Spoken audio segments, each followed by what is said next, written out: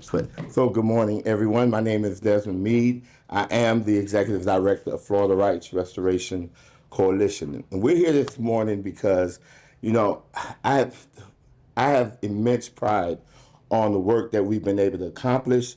A little over 3 years ago, Florida Rights Restoration Coalition, in partnership with the City of Orlando and some other community-based providers like No Limit Health, Operation New Hope, we launched a community violence intervention program in Orlando. And in the 3 year time period that we was running this program, we were able to actually reduce homicides by over 88% and gun-related shootings by over 71%. Right, and that is, in my estimation, it was like the biggest reduction of homicides and gun violence that probably you could see around this whole country. But that was just my opinion. But yesterday, Axios released a study that showed that out of all the major cities in the United States, Orlando is the #1 city when it comes into reduction of homicides. And they looked at data from 2024 to 2025. And when I seen that, I had no choice but to really call a press conference to really highlight the impact of work of directly impacted people. Many from the very beginning, those who've known me in the community have always known me to say that those who are closest to the pains are often the ones who are closest to the solutions, right? We've also said that law enforcement cannot arrest their way out of the problem. And law enforcement, if we rely on law enforcement to solve all our issues, it's actually unrealistic and it's unreasonable to even put that type of pressure on law enforcement. But when you can get community-based organizations, especially those that are led by people who are from the community, who are more closest to the pain, we can see great results. And we wanted to really highlight that this morning because at the end of the day, when you're talking about these numbers, they're not just numbers. They're people's lives. There are so many fewer people who are getting killed on the streets in the city of Orlando, right? And so it's helping families, saving families from having to go through grief, but also it's saving taxpayers' dollars. Our efforts over the last 3 years, we believe, has resulted in savings of hundreds of millions of dollars from the city of Orlando, from Orange County, as well as the state of Florida. Because as you will hear later on, every shooting that occurs in the city of Orlando bears a cost to Florida taxpayers. And what we have here is a win-win-win situation. We have people who are not dying. We have families who are not losing their lost ones. We're also having a reduction in crime, an increase in public safety, and an immense savings in taxpayers' dollars. And so as a result of this, not only do we want to highlight the work or what can happen when you have directly impacted people involved in the solutions to the issues that we face in our communities, right? But also to encourage public officials to continue supporting programs like the CVI program and to even encourage our leaders in the tourism industry, right? Because it's a great thing that when someone can point to the city of Orlando and say that we have the greatest reduction in major crime, that we have the greatest reduction in homicides, and that we're a safe city so people can come and visit. And so it's a win-win-win situation. And so we're here. We want to celebrate it. I want to bring one of our top consultants, Antonio Sediel from Live Free USA, who was with us from the very beginning, years ago when we were meeting with the City of Orlando commissioners to try to encourage programs like this to be implemented. We went all over the state of Florida because it is our desire that the success of this program can be replicated across the state of Florida. And so I want to bring up Antonio Sediel to talk more about the program. Antonio? So one of the big challenges in doing this type of work is getting the work funded. So Live Free USA works all over the country to try to promote CVI programs at the local level, state level, federal level. One of the things that we did starting in 2021 was to start working with the White House to get ARPA funds, American Rescue Plan funds, eligible for CVI. And that is something that's led to billions of dollars in funds all around the country. So we've been trying for years to get Orlando and Orange County to do this work. When we were able to leverage the ARPA funds, the city said, let's do it. Some of the early champions, Lisa Early, who was leading the Parks and Rec, was an early champion of this. Buddy Dyer agreed to do it, and we've gotten great results. So this is really a partnership, and we're trying to actually now expand it to get the county to do it and to get the state to do it as well. It's got results, as we've seen, and it's getting results all around the country. Any questions? Yeah. Yep. For those that don't know, talk about this program and what it actually does. Either one of you. You want to start? Yeah, I want to start on this, right? Because one of the things that I'm proud to talk about this program is because, for so long, I don't think that we've had a true understanding about what it means to really fight crime, right? And what we've been seeing is not necessarily fighting crime, but just a response to crime and not a prevention of crime, right? The success of this program comes as a result that our approach is not responding to a crime, but actually preventing a crime. How do we identify people who are have a high likelihood of shooting or even getting shot? And how are we intervening, right, to prevent those things or incidents from happening in the first place? That's where it happens at. That's where the magic sauce is. Typically when you're seeing crimes in the community, one of the things we've seen, even the frustrations in other communities like Duval County, where you have these guys shooting each other back and forth, is that the police responds after a shooting, right? And they go and they make the arrest, but they don't necessarily prevent the shooting from happening, right? The Community Violence Intervention Program is designed to actually intervene to prevent the violence from happening in the first place. And from what I've read from all kinds of criminologists, that the best way to fight crime is actually to prevent it from happening in the first place, because it saves taxpayers' dollars and it's much safer for law enforcement and the community. How do you do that? Do you, for example, you see the warning signs, you actually try to, if there are warning signs, you actually try to go to get ahead of it, or how does it actually work? Let's look at the typical elements of a conflict. One side may do something to side A, may do something to side B. Side B retaliates, then side A retaliates to side B, and it just goes back and forth and back and forth. And what we're seeing is law enforcement responding in the aftermath of the shooting. All right, our program is designed to recognize when there's tensions rising and find creative ways to diffuse those tensions.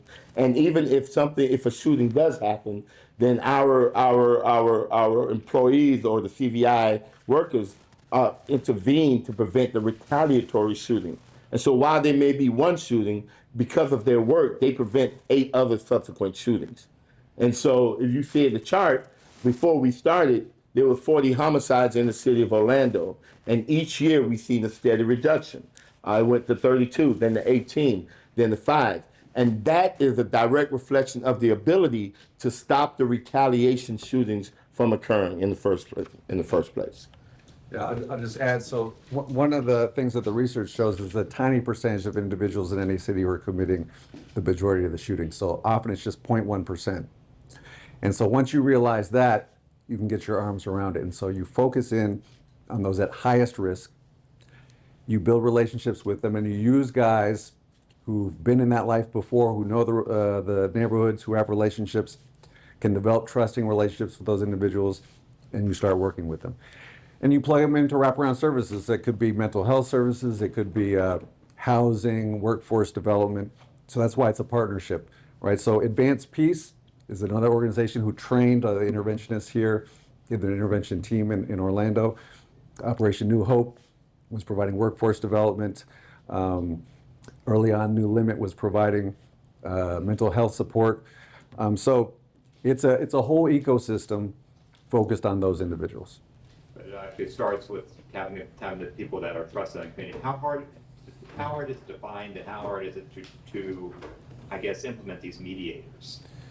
Well, they have to be well trained. So one, you can't just take anybody off the street. They have to be trusted individuals. But then there's extensive training. How do you do mediation? How do you develop the relationships with individuals? How do you case manage? All those things. And I do have a question from Yeah. Chris of all. Uh-huh. How do the numbers compare citywide versus areas where NCAs operate? So the numbers that we have are citywide numbers. My understanding right now is where we're still having numerous shootings is on the east side. So I think if the city could expand, invest a little bit more, we could cover those as well. Yeah. And you did mention a bit before how you'd like to expand countywide possibly in the future. Can you talk about what steps you're taking to make that happen? So I've been working on this for years. I've spoken to every body possible, county commissioners, the Citizen Safety Task Force, mayors, everyone possible. So far, they've not done it. The problem is that shooting does not limit to a jurisdiction.